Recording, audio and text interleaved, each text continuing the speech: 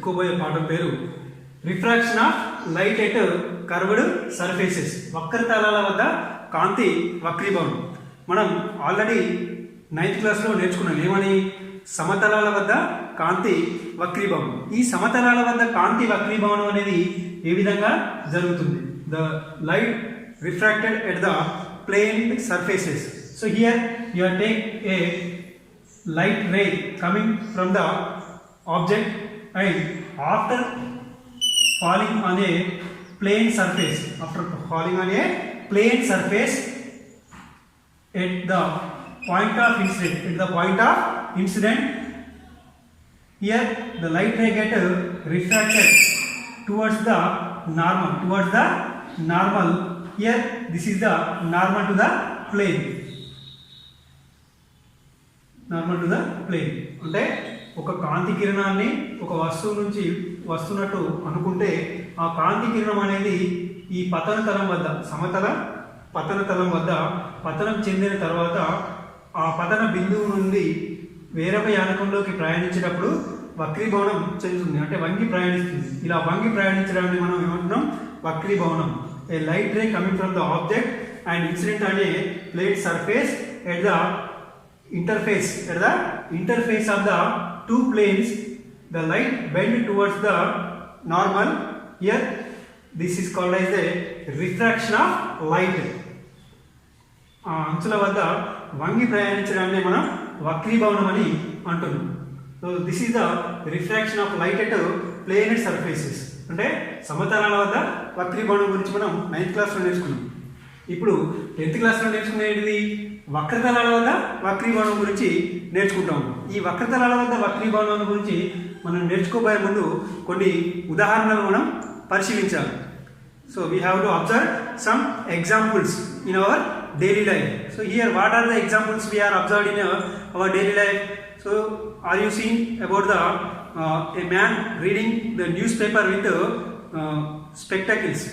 So here you are observed that the spectacles are touched with your fingers. So this type of spectacles. So when you are touch the glasses of the spectacles, here what you feel about that? And some also here some people also used such type of lenses to reading or sight problems. So you also touch with your fingers. So what sensation you notice that? So some are curved, some are plugged out like this. Some are curved, some are plugged out this type. Here అంటే మనం పరిశీలించినట్లయితే ఆ news paper చదివే వ్యక్తి ఒకవేళ అద్దాలు కనుక పెట్టుకున్నట్లయితే ఆ అద్దాలను మనం పరిశీలిస్తే చేతితోటి కనుక టచ్ చేసినట్లయితే ఈ విధంగా కొన్ని కర్వ్డ్ ప్లేన్లుగా ఇలా ఉబ్బెత్తు భాగాలుగా ఉన్న అద్దాలను మనం పరిశీలించవచ్చు. పరిశీలించినప్పుడు వాటి యొక్క అంచుల వద్ద ఈ విధంగా మందంగా ఉందా, లేదా మధ్య ప్రదేశంలో ఇక్కడ సన్నగా ఉందా, తర్వాత లేదా ఉబ్బెత్తుగా ఉందా, చివరలు ఇలా సన్నంగా ఉన్నాయా అనేది అంశాలు మనం పరిశీలించాలి. So we have observed at the ends of the glass. So this type of thickness and at the middle place this type of thickness, so thinness, and at the edges this type of thinness, at the middle part this type of thinness is observed by your hands when you are touch with your fingers. ఈ విధంగా ఉబ్బెత్తు భాగాలు మనం observe చేస్తూ ఉంటాం. ఆ పరిశీలించినప్పుడు మనకి ఇలాంటి అనుభూతి కలుగుతూ ఉంటుంది. అయితే వీటిని ఏమంటామంటే కటకాలని అంటాం. ఏమంటాం? కటకాలు. ఈ కటకాలకు రకరకాల ఎగ్జాంపుల్స్ మనం తీసుకోవాలి. అంటే రకరకాల కటకాలు అనేవి మనం ఉపయోగించడం జరుగుతుంది. సో ఈ విధమైన అనుభూతి మనకు కలుగుతుంది. అయితే వీటిని ఏమంటారంటే కటకాలు అంటారు. రెండు ఉపరితలాలు కలిగి ఉండి ఆవృతమైన పారదర్శక పదార్థాన్ని, రెండు ఉపరితలాలతో ఆవృతమైన పారదర్శక పదార్థాన్ని రెండు వైపులా లేదా ఒకవైపు ఉపరితలం అనేది ఉబ్బెత్తుగా ఉంటే ఆ పారదర్శక పదార్థాన్ని ఏమంటాం? కటకం అని అంటాం. ఈ విధంగా కటకం యొక్క డెఫినేషన్ మనం చెప్పుకోవచ్చు. So what is the definition of lens? So here a piece of transparent material having two sides are curved, or one side are curved and other than two interfaces having to form an image by using light rays is called as lens.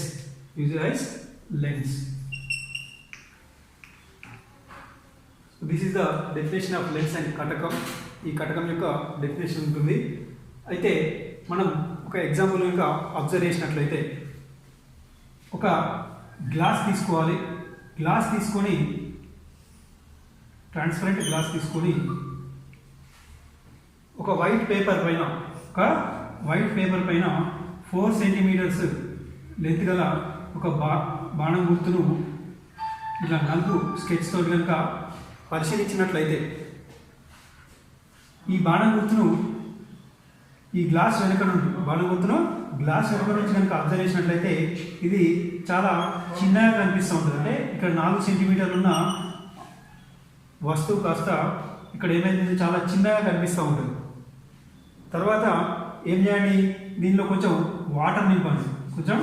Water నింపిన తర్వాత మళ్ళీ ఈ 4 సెంటీమీటర్ల బాణం గుర్తును ఏం చేయండి, ఈ పాత్ర అవతల వైపు నుంచి తీసుకొచ్చినట్లయితే బాణం గుర్తు ఇటువైపు వెళ్తే అందులో ఆబ్జెక్ట్ ఇటువైపు వెళ్తున్నట్టు, అంటే ఇది లెఫ్ట్ సైడ్ వెళ్తే ఇటు రైట్ సైడ్ వెళ్తున్నట్టు అనిపిస్తుంది.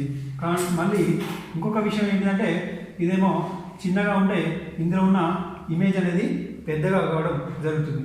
దీనికి గల కారణం ఏంటి అంటే, మొదటగా మనం నీళ్లు లేనప్పుడు పరిశీలించినప్పుడు ఏమవుతుందంటే, కాంతి కిరణం అనేది గాలి ద్వారా ప్రయాణించి గాజు ద్వారా ప్రయాణిస్తుంది. మళ్ళీ గాజు లోపల ఉన్న గాలి ద్వారా మళ్ళీ ఈ గాజు నుంచి బయటికి వస్తూ ఉంటుంది.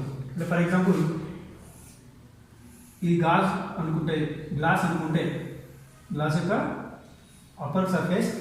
So when the light travels like this and refracted like this and also refracted like this. So ఈ విధంగా మనకి ఏమవుతుంది, ఒక కాంతి కిరణం అనేది ఇలా బాణం గుర్తు నుంచి వచ్చినప్పుడు అది గాలిలో ప్రయాణిస్తుంది, ఈ గాజులో ప్రయాణిస్తుంది, మళ్ళీ గాలిలో ప్రయాణిస్తుంది, మళ్ళీ గాజులో ప్రయాణిస్తుంది. ఈ విధంగా ప్రయాణిస్తూ ఏర్పడుతుంది, ఒక చిన్న ప్రతిబింబాన్ని ఏర్పరుస్తుంది. A light ray coming from the object and it get refracted through the glass and travelling to the air and also refracted through the another surface of the glass and get refracted and form a small image. A thin image is formed by the glass. So here this is the without water. So when we are filled with water, a light ray coming from the object and passes through from the water and air. Here there are two surfaces, but here another surface is also glass. So when we are comparing with glass and water, refractive indexes are same. Refractive indexes of water and glass are same. We have to assume that. So then here the light travels in air and water, not into glass. Why? Because here we assume that the refractive index of glass and water are same. So that's why there are two interfaces only. The light travels into water and air. Here, because of the water, the object forms a bigger image and reverse image or inverted image. Inverted means తలకిందులుగా ఏర్పడుతుంది, ఎడమ కుడిగా ఏర్పడుతుంది. అంటే ఒక కాంతి కిరణం అనేది గాలి గుండా ప్రయాణించి మళ్ళీ గాజులో వక్రీభవనం చెంది, ఈ గాజులో ఉన్న గాలి గుండా ప్రయాణించి మళ్ళీ గాజులో వక్రీభవనం చెంది మళ్ళీ గాలిలోకి ప్రయాణిస్తుంది. ఈ విధంగా గాలి గాజు గుండా ప్రయాణిస్తే ఒక చిన్న ప్రతిబింబం ఏర్పడుతుంది. ఎప్పుడైతే నీటిని నింపుదామో గాజు అంటే గాలి, నీరు, గాలి ఈ విధంగా వక్రీభవనం చెందడం వల్ల ఒక చిన్న అంటే పెద్ద ప్రతిబింబాన్ని ఏర్పరచడం జరుగుతూ ఉంటుంది. So when we have observed that the arrow mark through the glass, when the arrow mark is moving left side, we are observed that is moving it right side through the glass. అంటే ఎడమ వైపు పోతుంటే కుడి వైపుగా వస్తున్నట్టు మనకు అనిపిస్తుంది. దీనికి గల కారణం ఏంటి? అందులో నింపిన వాటర్. అంటే వాటర్ ఏ విధంగా పనిచేస్తుంది అంటే కటకం లాగా పనిచేస్తుంది, లెన్స్ లాగా పనిచేస్తుంది. ఆ కాంతి అనేది గాజు గుండా గాలి గుండా ప్రయాణిస్తూ నీటి గుండా ప్రయాణిస్తుంది కాబట్టి అక్కడ ఈ టూ ఇంటర్ఫేసెస్ వద్ద ఏమవుతుంది, రిఫ్రాక్షన్ అనేది జరుగుతూ ఒక పెద్ద ప్రతిబింబాన్ని ఏర్పరుస్తూ ఉంటుంది. ఇది మనం పరిశీలించాల్సిన అంశం. నెక్స్ట్ ఈ water lens, water acts as a lens. So in that activity we have taken the glass, surface of the glass. So here the surface of the glass, the light ray coming from the air, we assume that this is the light, this is the light ray. So this is the rare medium, అంటే విరళయానకం.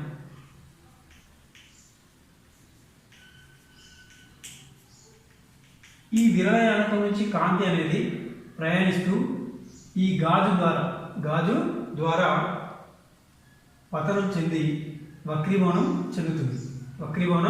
చెందుతుంది. అంటే ఈ గాజును మరియు గాలి, ఇక్కడ ఇది గాలి అనుకుంటే ఈ గాజు ఏమవుతుంది, సాంద్రత యానకం అవుతుంది. సాంద్రత యానకం, denser medium.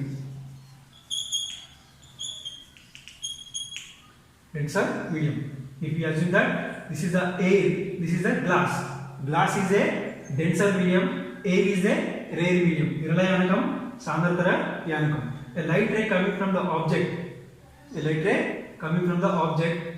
and here the light ray get incident on a curved surface and get refracted. So here ఏదైతే మనం గాజును తీసుకుంటున్నామో, గోళాకార దర్పణాన్ని తీసుకుంటున్నామో, గోళాకార తలాన్ని తీసుకుంటున్నామో, ఈ గోళాకార తలం అనేది ఏ గోళానికి సంబంధించిందో ఆ గోళం యొక్క కేంద్రాన్ని మనం వక్రతా కేంద్రం అంటాం. వక్రతా కేంద్రం ఇది ఒక గోళం అనుకుంటే ఈ గోళానికి ఒక కేంద్రం ఉంటుంది, ఈ వక్రతలానికి ఒక కేంద్రం ఉంటుంది. ఆ వక్రతలాన్ని ఏమంటాం, వక్రత కేంద్రం అంటాం. సో ఈ గోళాకార వక్రతలం అనేది ఏ గోళానికి సంబంధించిందో ఆ గోళ యొక్క కేంద్రాన్ని వక్రత కేంద్రం అంటాం. అంటే ఈ వక్రతలానికి ఒక కేంద్రం ఉంటుంది, దాన్ని వక్రత కేంద్రం అని అంటూ ఉంటాం. This curved surface belongs to a which sphere, that sphere have a centre, that centre is called as a center of curvature. It is denoted as C. Now here a line draw from the center of curvature to the curved plane. That line is called as normal to the plane. అంటే వక్రతా కేంద్రం నుంచి గోళం యొక్క ఏదైనా ఒక బిందువు వైపు గీసిన రేఖను ఏమంటాం, వక్రత వ్యాసార్థం, మధ్య దూరాన్ని వక్రత వ్యాసార్థం అంటాం. ఇక్కడ ఈ line joining from the surface to the centre, this is a normal to the plane. అంటే ఈ వక్రతా కేంద్రం నుంచి ఈ గోళ యొక్క వక్రానికి గీసిన రేఖను లంబం అని ఏమంటాం, లంబం, normal to the plane.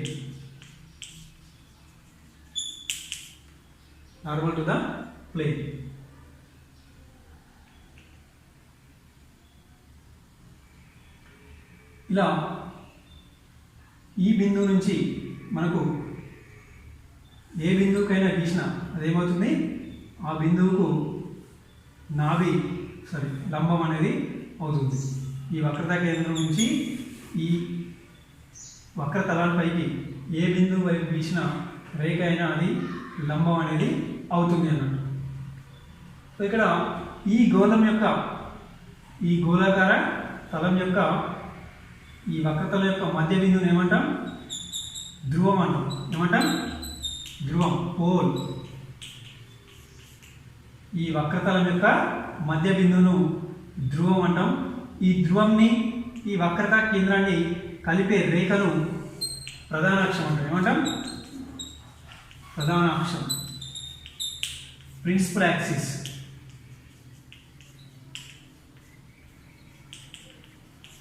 Principal axis, ప్రధాన అక్షం అని అంటాం. ఇప్పుడు ఏమేమి నేర్చుకున్నాం?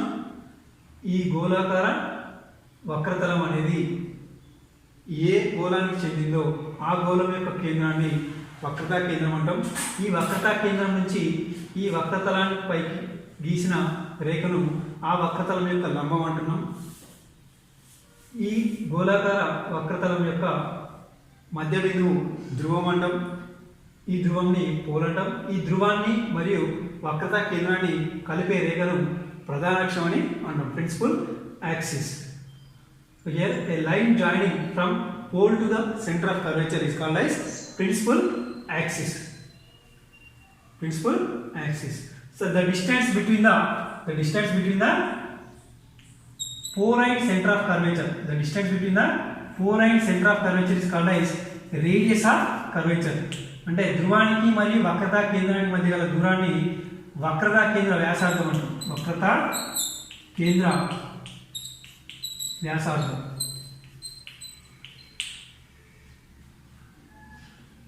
ఇక్కడ మనం కొన్ని కాంతి కిరణాలు కనుక తీసుకున్నట్లయితే ఈ కాంతి కిరణాలు అనేవి మనకు ఈ వక్రతలం వద్ద పతనం చెంది వక్రీభవనం చెందుతాయి. వక్రీభవనం చెందిన తర్వాత ఏదైనా ఒక బిందువు వద్ద కోయిన్సైడ్ అవుతూ ఉంటాయి, అంటే కేంద్రీకరించబడుతుంది. ఈ కేంద్రీకరించిన బిందువును మనం ఏమంటాం అంటే ఫోకల్ పాయింట్ అంటాం. నాభి, ఫోకల్ పాయింట్. ఈ వక్రతలం దేనికి సంబంధించింది? ఏ గోళానికి సంబంధించిందో ఆ గోళం యొక్క కేంద్రాన్ని వక్రత కేంద్రం అనుకున్నాం కదా. ఈ వక్రత కేంద్రాన్ని సీతో సూచిస్తున్నాం అని చెప్పుకున్నాం. తర్వాత ఈ వక్రతలానికి యొక్క మధ్య బిందువును ధ్రువం అంటున్నాం, పీతో సూచిస్తున్నాం. ఈ వక్రతలాన్ని మరియు వక్రతలం యొక్క మధ్య బిందువును మరియు వక్రతా కేంద్రాన్ని కలిపే రేఖను ప్రధానాక్షం అంటున్నాం. ప్రధానాక్షం అని అంటున్నాం. అయితే కొన్ని కాంతి కిరణాలు, some light rays are travelling through air and falling on the curved surfaces. అంటే కొన్ని కాంతి కిరణాలు అనేవి వస్తువు నుంచి వెలువడి గాలి ద్వారా ప్రయాణించి ఈ గోళాకార వక్రతలం పైన పతనం చెందినప్పుడు ఈ వక్రతలం నుంచి కాంతి కిరణాలు వక్రీభవనం చెంది ఒక బిందువు వద్ద కేంద్రీకరించబడతాయి. ఈ బిందువును ఏమంటున్నాం అంటే నాభి, focal point. Some light rays are coming from the object and falling on the curved surface. These curved surfaces are coincide the light rays, acts as a coincide of the light rays and convergent at a point. The convergent point is called as focal point. నాభి అని అంటున్నాం. కాంతి కిరణాలు సమాంతరంగా ప్రయాణించి ఈ గోళాకార వక్రతలం పైన పతనం చెంది ఒక బిందువు వద్ద కేంద్రీకరించబడతాయి. ఆ కేంద్రీకరించబడిన బిందువునే నాభి అని అంటాం, focal point. The distance between the pole and focal point is called as focal length, small f, focal length. నాభ్యాంతరం, ఫోకల్ లెంత్, నాభ్యాంతరం అంటాం. ఈ ధ్రువానికి నాభికి మధ్య గల దూరాన్ని నాభ్యాంతరం స్మాల్ ఎఫ్ తో సూచిస్తాం. నాభిని క్యాపిటల్ ఎఫ్ తో సూచిస్తాం. వక్రతా కేంద్రాన్ని సితో సూచిస్తాం. ధ్రువాన్ని పీతో సూచిస్తాం. వక్రతా వ్యాసార్థాన్ని ఆర్తో సూచిస్తాం. So these are the indications when you note down the ray diagrams are some other problems. So here ఇప్పుడు ఈ వక్రతలం వద్ద we are assume that this is a curved surface of a sphere when the light ray coming from the rare medium, light ray coming from the rare medium to the denser medium, rare medium to the denser medium, విరళ యానకం నుంచి సాంద్రత యానకంలోకి వచ్చేటప్పుడు, విరళ యానకం నుంచి సాంద్రత యానకంలోకి వచ్చేటప్పుడు కాంతి కిరణాలు అనేవి ఈ నార్మల్కి అంటే ఈ లంబానికి వైపు వంగి ప్రయాణిస్తాయి అన్నమాట, లంబం వైపు వంగి ప్రయాణిస్తాయి. విరళ యానకం నుంచి సాంద్రత యానకంలోకి వచ్చేటప్పుడు కాంతి కిరణాలు ఆ లంబం వైపు వంగి ప్రయాణిస్తాయి. అదే డెన్సర్ మీడియం నుంచి రేర్ మీడియంకి వచ్చేటప్పుడు, డెన్సర్ మీడియం నుంచి రేర్ మీడియంకి వచ్చేటప్పుడు ఇది సాంద్రత యానకం, ఇది విరళ యానకం అనుకున్నట్లయితే.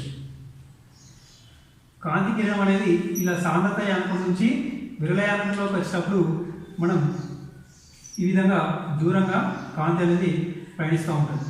సాంద్రత యానకం నుంచి విరళ యానకంలోకి కాంతి ప్రయాణించినప్పుడు ఈ విరళ యానకంలో లంబం నుంచి దూరంగా ప్రయాణించడం జరుగుతుంది. ఇది డెన్సర్ మీడియం, ఇది రేర్ మీడియం. సాంద్రత యానకం నుంచి కాంతి కిరణం అనేది విరళ యానకంలో ప్రయాణించినప్పుడు లంబం వద్ద దూరంగా వంగి ప్రయాణిస్తుంది. A light ray coming from the object when from denser medium to rare medium, light ray bend away from the normal. We have observed that.